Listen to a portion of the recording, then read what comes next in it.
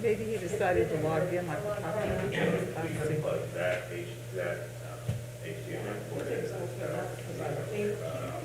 Thank you. All right, we're close.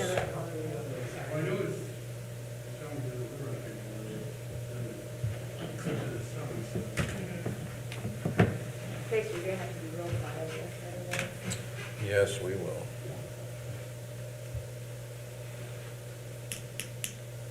Seven bells.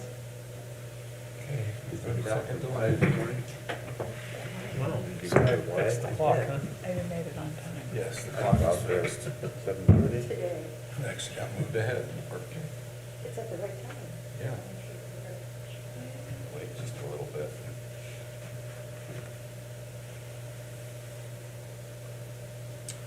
All right. Call the council meeting to order. Monday, March 15th, the Ides of March.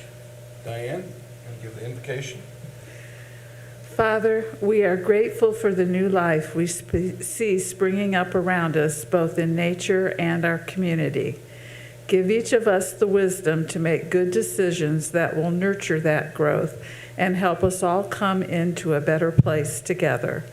Remind us to care for one another, to be kind, and to have patience as we move forward. Just like in Indiana spring, we know there are days ahead of warmth and well-being offset by sudden reminders of cold and discomfort. May we walk through them with making wise decisions that help each of us to grow and prosper. Amen. All right. I pledge allegiance to the flag of the United States of America and to the republic for which it stands, one nation, under God, indivisible, with liberty and justice for all.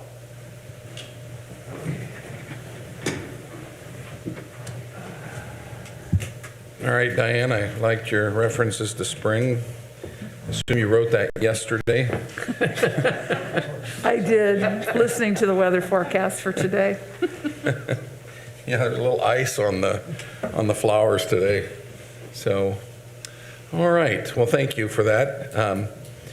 Let the minutes show there are 5 council members in the council chambers. I have 2 callers, I believe. I will just do a roll call. If you're on, signify by saying aye. Josh Finch. Aye. Great. Jeff Gross. All right. Thank you. So Josh Finch is online. Jeff Gross is absent. So we do have a quorum. All votes tonight will be roll call votes because of a remote member. So let's begin with the approval of the minutes from the March 1st council meeting. I'll make a motion, we approve the minutes as submitted. All right, motion by Diane. Is there a second? I'll second that. All right. So we'll do a roll call vote to approve the minutes as presented. Josh Finch. Aye. Mike Clondaris. Yes. Cindy Dobbins. Yes. Diane Quantz. Aye. Jerry Frush. Aye. Jack Wilhite. Aye. All right, thank you. Welcome to our visitors tonight. And we will go to the fund report. I'm sure Lynn's got a few comments. I don't have any comments. No comments? No All right. comments. All right. Do any council members have any questions on the fund report? This is something we do every month, is present the funds. We actually referred to this. We had a ratings call, and city was maintained their AA- credit rating. We just found out 2 or 3 days ago, so that's a good thing. And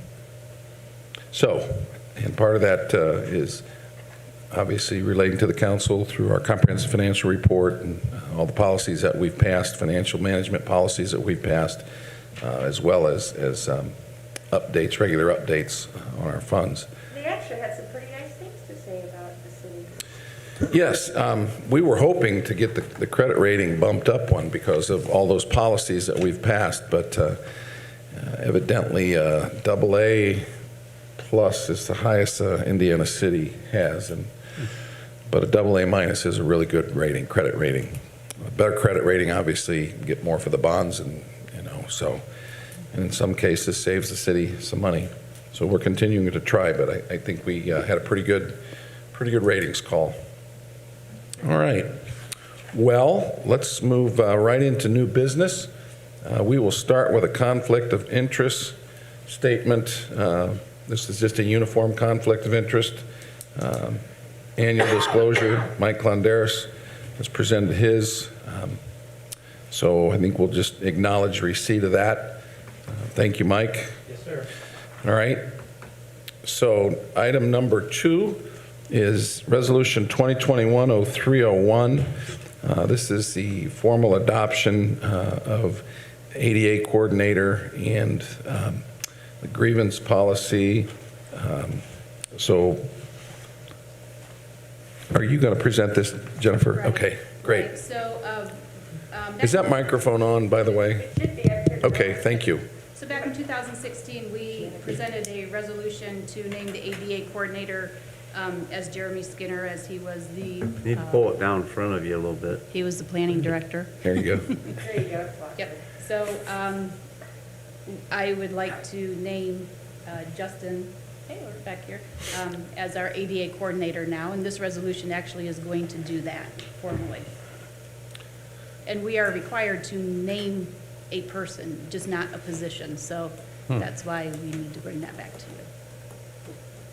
So is this something that has to be done NDOT requires us. every year, or?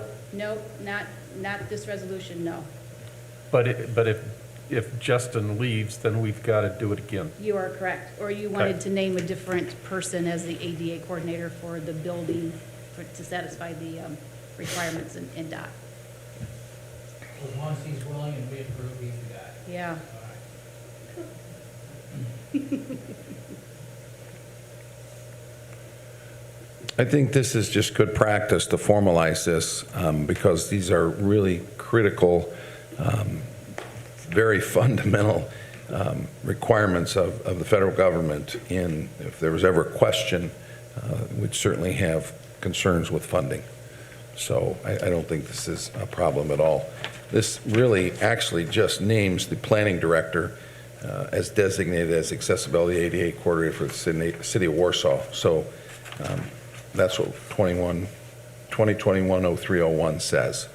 Correct. And then your attachments, those are the ones that will actually be advertised and distributed out and placed in our buildings and on our website for people to know who to contact if they have questions. And there's also a grievance policy that's required if someone has a concern with a ADA issue. So again, I think formalizing these makes sense. Questions? No, but I read through this, everything that's supposed to be done, and so I would move to approve the resolution 2021-0301. All right, motion's been made by Jerry. Is there a second? I'll second that. Second by Mike. Any other questions or comments for Jennifer? All right, we'll roll call vote. For the approval of Resolution 2021-0301, Josh Finch. Aye. Mike Clondaris. Yes. Cindy Dobbins. Aye. Diane Quantz. Aye. Jerry Fresh. Aye. Jack Wilhite. Aye. Great. All right, thank you. So item number 3 would be a similar resolution, 2021-0303. This is a Title VI coordinator and implementation plan with the grievance policy. So You are correct. Jennifer? Yes, so back in 2016, again, when we did the ADA coordinator, I presented the resolution to accept a Title VI program. This is an NDOT requirement to accept federal funds. And we've had a chance to review it, and we are updating it. We've got some new forms in there, and we have some training opportunities, and just wanted a fresh, clean copy as we proceed in the future.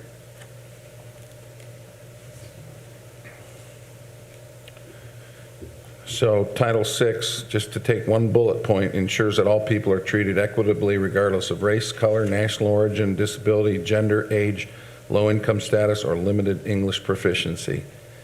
And then everything else that goes along with that. Right, right. Okay.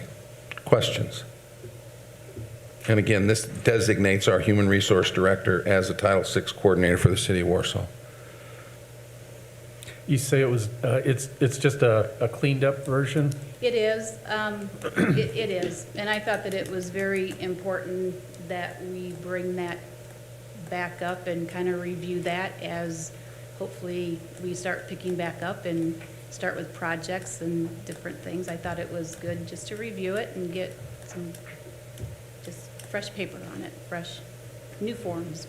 So, what was changed? Anything changed at all, or? Sure, the grievance policy, the form, the complaint process, made it a little bit easier. Okay, Some record-keeping items. It's going to be easier for admin and department heads to record when they encounter maybe limited English proficiencies, maybe some environmental justice situations. They have to report that to me once a year so that I can include that into a report that's sent down to the state. So, Will the information on page 7 and 8 need to be changed once we get the new census information? yes, absolutely, yes. Okay. This is a breathing document that we are constantly updating and having to change. You are right, yes. Okay. Yes. But that was the only information that we had to go on at the time. And we are required to make sure that we are looking at those adverse impacts. Again, the environmental justice, the limited English proficiency with any of our programs. And this just sets the guidelines for department heads and myself and people who receive the funds on what we need to do.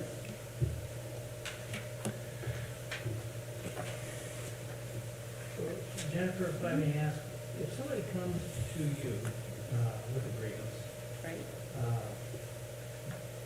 do they come here to this building? You see them in your office? Sure. They can email me, they can call, they can come in. I haven't ever had anybody come in Really? for any of our programs. I'm not sure if Jeremy has had to deal with anybody about ADA. I know that when Yeah, we're we've had hired. and request sidewalk, whether they have sidewalk issues. We dealt with an apartment complex, I don't know, 4 or 5 years ago. So yeah, we do get complaints about ADA, probably more than you will the Title VI, but. Well, doesn't this document deal with more than just ADA-related items? It's discrimination. Yeah, this is a separate document. The first was the ADA coordinator, the second, and the ADA falls within the Title VI. Okay. Right. But you've never experienced anyone coming in with a grievance of any kind? Not on Title VI, no. No. Title VI is for the acceptance of federal funds. Yeah. But with that, Yeah. Go ahead, Jeremy. Mike, a few years back, about 6 or 7 years ago, the state in NDOT kind of got slapped by the federal government because they were supposed to be doing these ADA plans and these Title VI, the Title VI policies were supposed to be implemented by every community that would apply for federal money.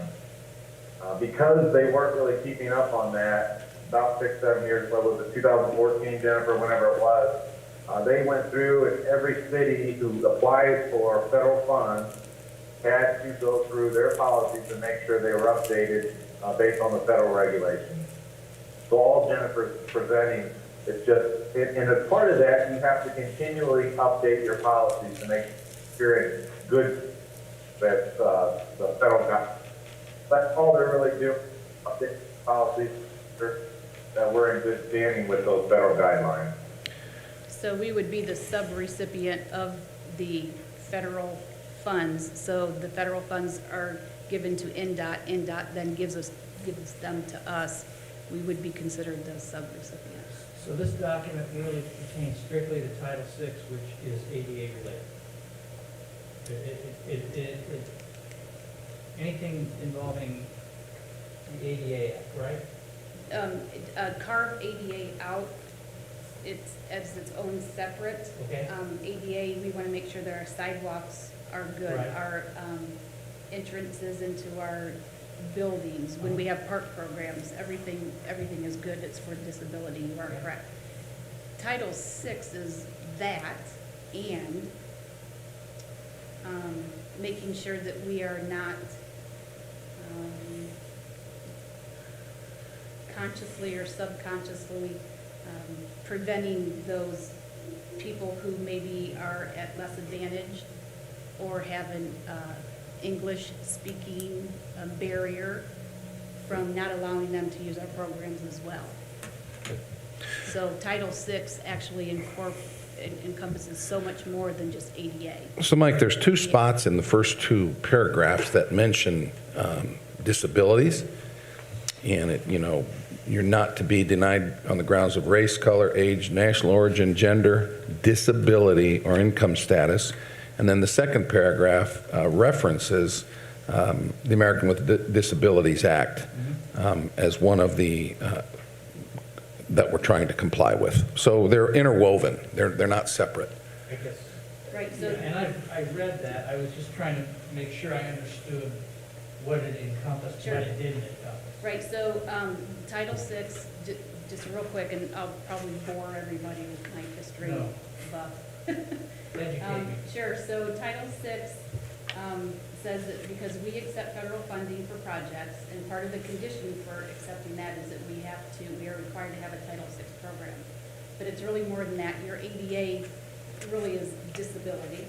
Title VI is not only your civil rights, prohibits the discrimination on race, color, religion, sex, or national origin. It goes deeper than that, to gender identity and transgender and sexual orientation, which I just want to point out that the city created those policies prior to telling us that we had to create them. So I thank Mayor Plummer and the council for recognizing that, and we put that into our policies anyway. But it also includes the Rehabilitation Act of '73, which Nixon did, and also Section 504, that people can't be excluded from participating in or denied benefits of programs because of federal funds being used. Bush Senior in 1990 did the ADA, which it talks about the disabilities having the same opportunities to participate in local government programs and services. That was specific information in there. 2008, Bush Jr. expanded the interpretation and the definition of what disability is. So that then led to the adverse impact, the environmental justice, and the limited English proficiency. So if I'm going to be putting a new sidewalk in a location that we know is housing that is primary English or non-English speaking, then we need to send our notices and everything out in English Spanish. That's what Title VI is. So if I'm constantly plowing the neighborhoods, maybe with the higher tax brackets first, and ignoring the neighborhoods maybe that don't have that status, can't do that. That's part of Title VI. If we want to always have park programs at this park, can't do that because transportation may be an issue to somebody else living in a different area of the city. So Title VI really is just a lot. Just a lot. And sorry, I'm losing my voice, so. I think too, Mayor, being on the diversity committee with you, really the most important paragraph in all of this is the very last one. I'm trying to think, on page 11, regardless of receiving federal funds, the city of Warsaw prohibits discrimination and/or exclusion of individuals from employment or participation opportunities, its municipal facilities, programs, activities, and service, not only based on the individual persons, and then it lists, the different things that we've already talked about. But I think that's the important thing to recognize as a city here is we're not just jumping through a hoop No. so that we can get money. This is a policy and a philosophy of how we operate our city from the top down and the bottom up. And I think that's the important thing to recognize about this document. Well said. It does twist and turn a lot. And it can be. I pretty It's much confusing. I want people out there also Sure. to hear what we're doing. I think that's important. Thank you. You're very welcome. And I know Jennifer utilizes our employment law attorney exclusively to comb through these and make sure that they are updated. Yeah, we absolutely do. I've again been very, thank you, we've always been on the forefront of laws here in our community, and I really appreciate that. It makes it much easier, so. We were doing things before we were told that we had to do them. Need a motion for this, Mayor? I do indeed. So made. So a motion's been made. on Second. Resolution 2021-0303 by Mike. Is there a second? Second. Jerry? All right, any further discussion, questions? Diane, thank you for your comments. Thank you. All right, we will go to a roll call vote. Josh Finch? Aye. Mike Londeris? Yes. Cindy Dobbins? Diane Quantz? Aye. Jerry Frush? Aye. Jack Wilhite? Aye. All right, pass 6-0. Thank you. All right, item number 4 is a petition for vacation of public ways in Lakeside Park. I'll ask Plan Director Justin Taylor to introduce, and the petitioner is represented by Attorney Steve Snyder, who is online. So, Justin, we'll give you the chance to explain this, and we'll call on Attorney Snyder.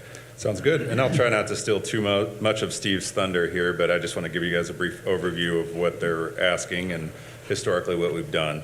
So before you in your packet, you have the alley vacation that has been requested.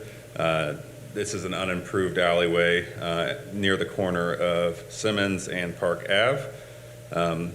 Historically, the city has been willing to look at these case by case and vacate some of these unimproved alleys because there currently is no long-term plan to finish these alleys. They're not pertinent to any of our city functions, trash collection, anything like that. So there are instances where we may want to maintain that right of way, but after reviewing this specific case, the planning department, as well as the economic development coordinator reviewed this as well, and the city engineer took a look at it just to make sure there were no pertinent infrastructure pieces that needed to be considered. We feel that we could give this vacation request a favorable recommendation based on what has been presented, and that could be dependent on the public hearing that would happen at the next council meeting. So basically what they're asking is if the adjacent properties to these two alleyways that are highlighted in red on your packet would be able to merge with their existing property. So all the adjacent property owners that near these alleyways would get their half of that alleyway. So if you guys have any questions for me specifically, feel free to ask. But other than that, Steve can maybe carry it from there and give you any more details that you need. So just a reminder tonight, this is on first reading, be introduced, we'll have discussion, we'll vote, but it will require a second vote. And at that time, as will be advertised on April 5th, there will be a public hearing on this. So tonight is our first pass at this.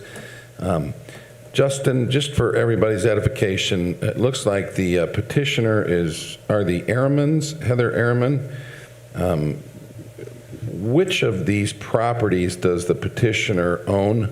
So if you look at the plan, if you look at where the alleyways meet, the two alleyways meet, they would be on the southwest corner of those two alleyways, so that's the petitioner's property. So 1308. Correct. It's yellow on the map, if you have the map.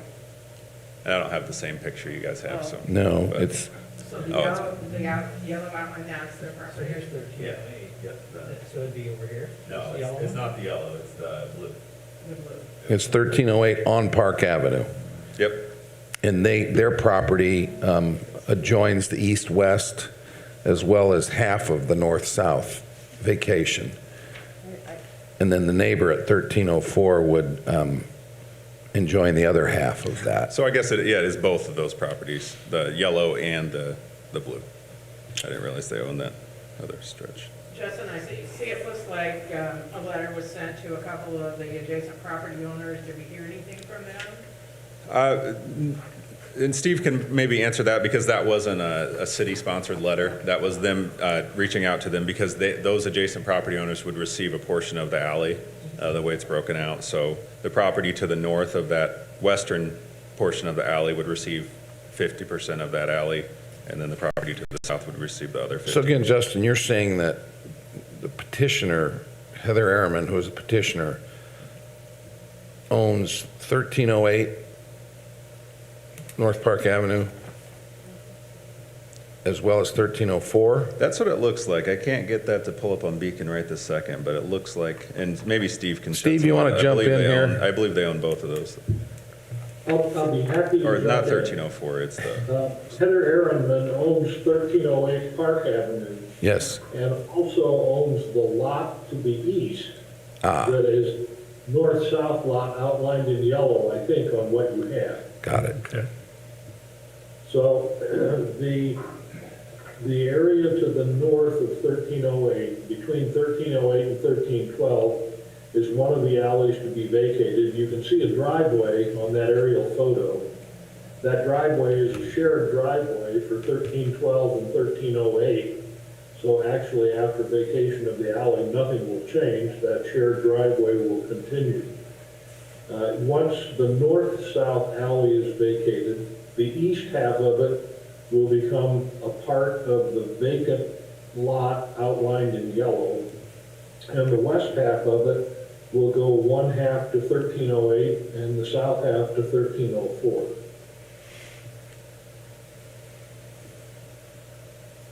Did I clear that? Everybody understand that? You got your Yeah. maps out? Okay. Now, are we only vacating the stretch along 1308 on the north? Or The quarter does it- block, Or does yeah. it, just the quarter block, it doesn't go through to 1307? correct. And Steve has Okay. drawn it so that you can see there would be still that connection to the remaining alley segments.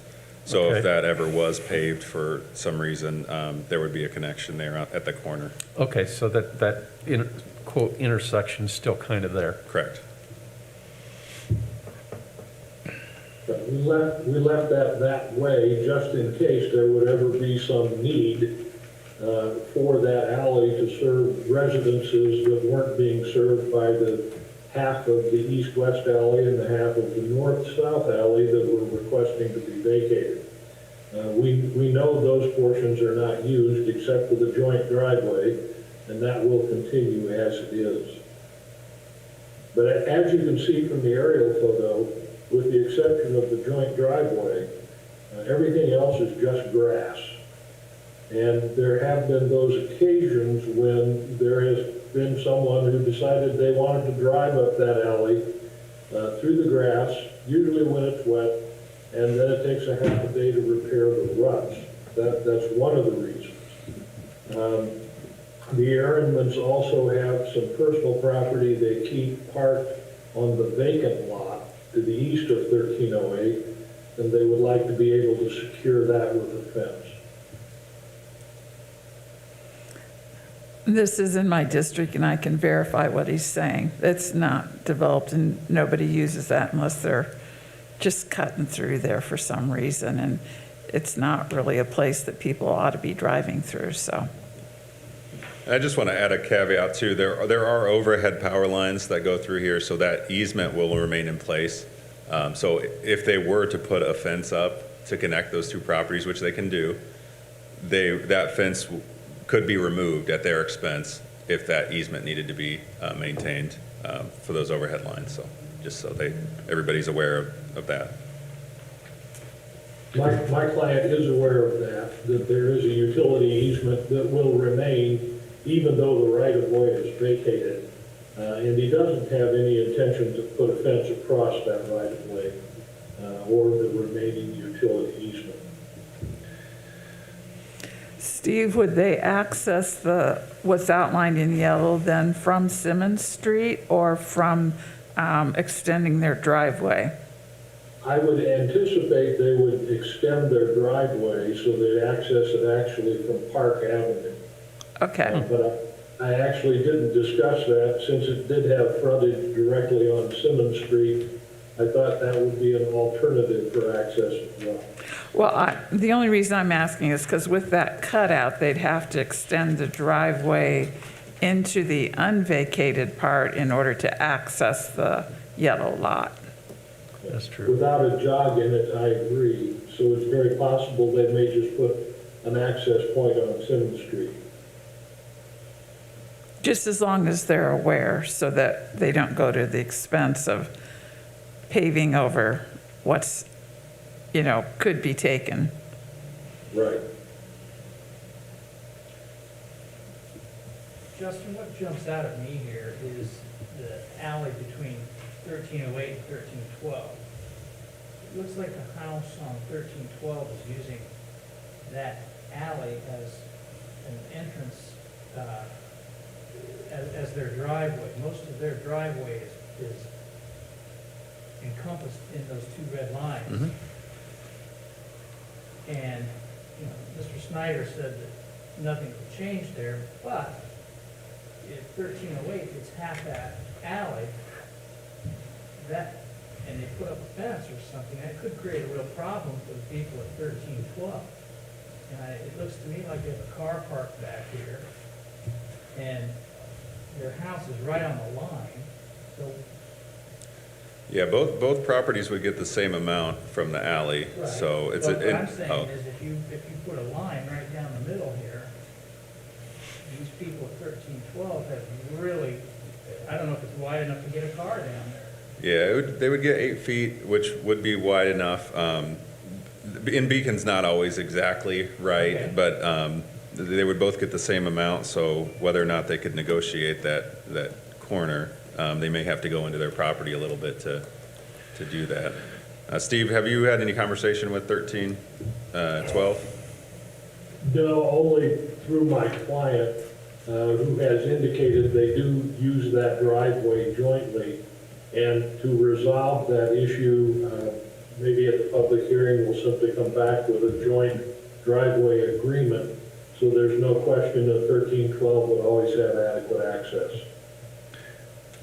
Steve, kind of following Mike's question and thought process, what appears to be the benefit, if it's a shared driveway for 1312 and 1308, what's the benefit of vacating this?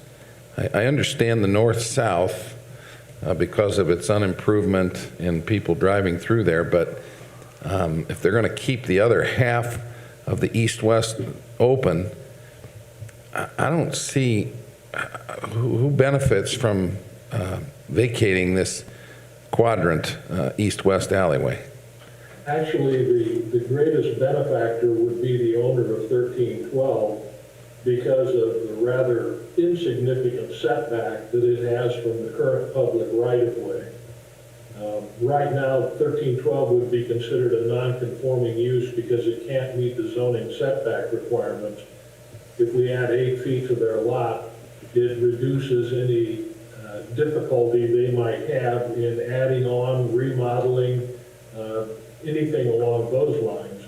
And secondly, this alley goes nowhere except to these two properties. And when you have the public with the ability to drive anywhere they want, you have decreased security, especially in the rear yards of these properties. So 1312 sees the benefit just like 1308.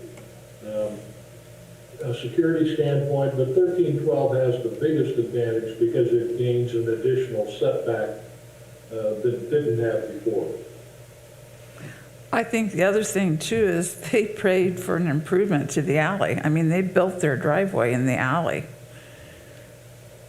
So they already put their money into creating a driveway there, which is technically on city property.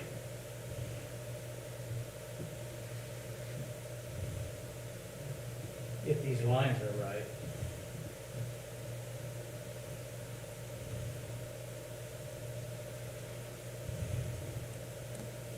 I would think the benefit would be that they could improve it once it's theirs, rather than the city's. I mean, at this point, I would think that they would have to jump through some hoops if they wanted to, like, put in an asphalt driveway or something like that. I mean, we'd probably let them do it, but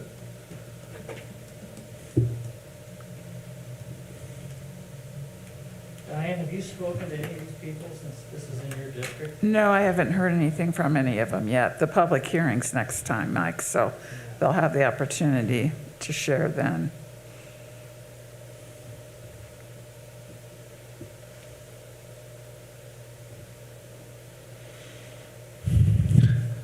Well, you know, that could be a real problem for 1312, potentially. Personally, I'd like to hear from them. So, and what you can do is, you know, approve this and move it forward, but then if there was an issue at the public hearing, you could obviously reject it at that point. So approving it tonight doesn't lock you into anything. This is something that the city has done before. It's not unheard of for us to vacate a unimproved alley, so just keep that in mind. Mike, is your biggest concern some detriment to 1312? Yes. So if the owner of 1312 either provides written correspondence or appears at next month's hearing and says he's fine with it, that would solve your problem.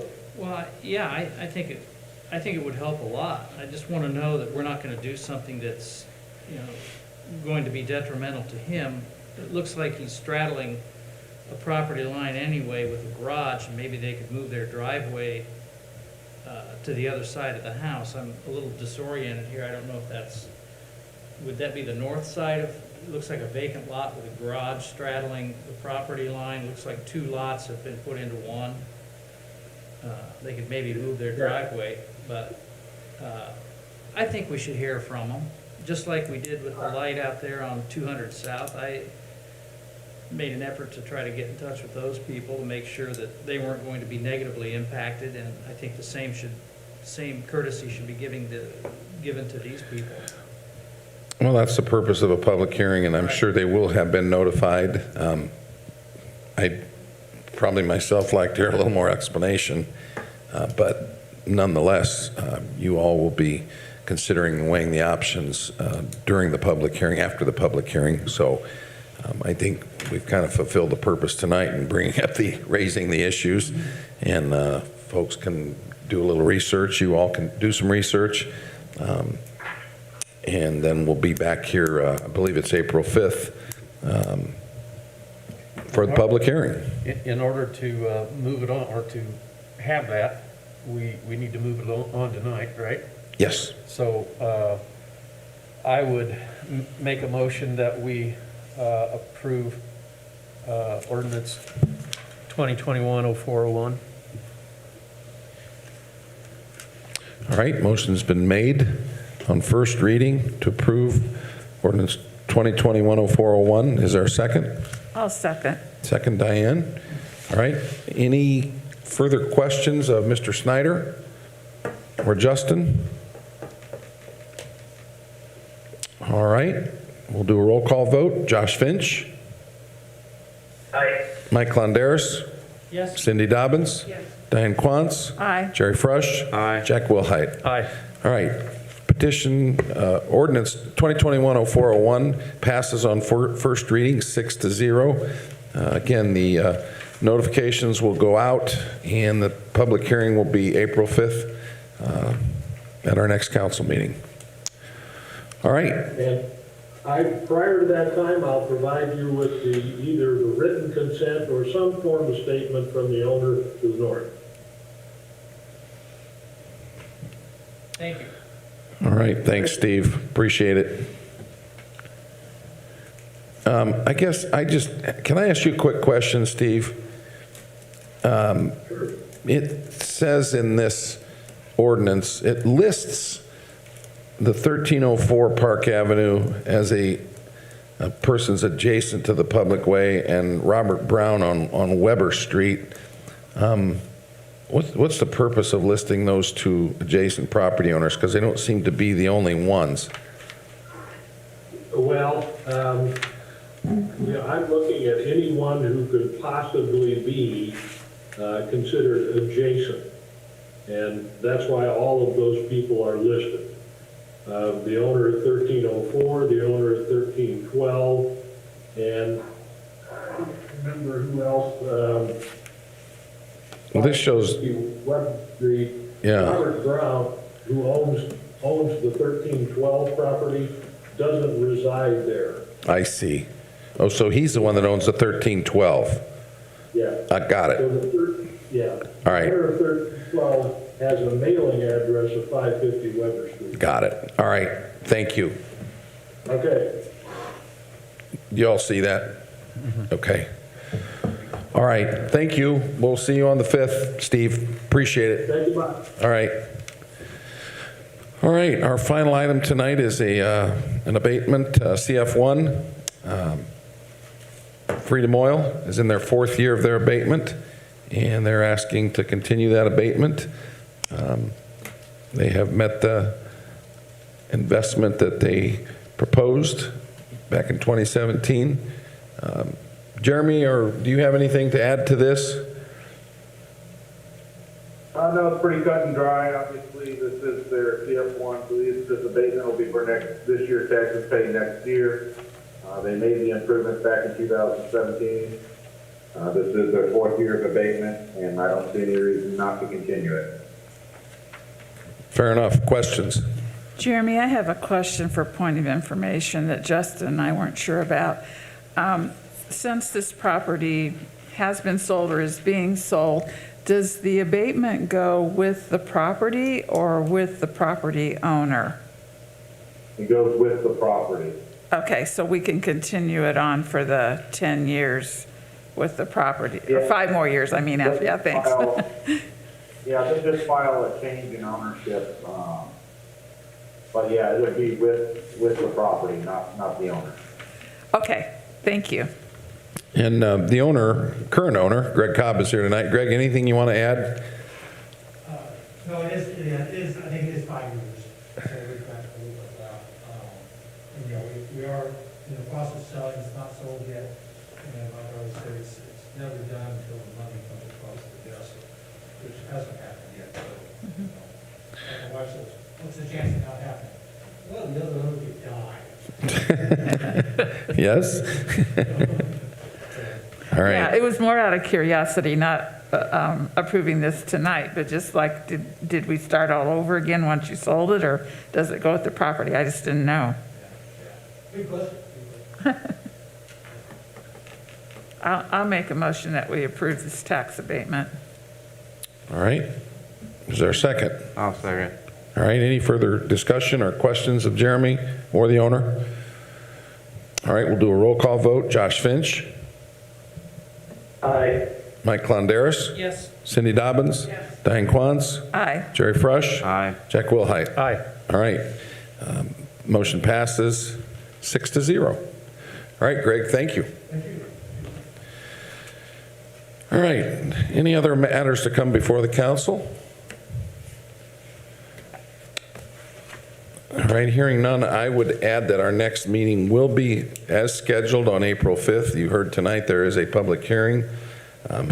We do have 2 members that will be absent, but one has agreed to join us virtually. So we should have 6 of 7 members present for that meeting. So I know in the past it's been sometimes a little flexibility with spring break, but it doesn't appear that that's necessary this year. And again, with that public hearing scheduled, we're going to keep that on April 5th. So, anyone else? All right. Is there a motion to adjourn? So, Cindy? All right. Jerry seconded. All right. Thank you all. Good night.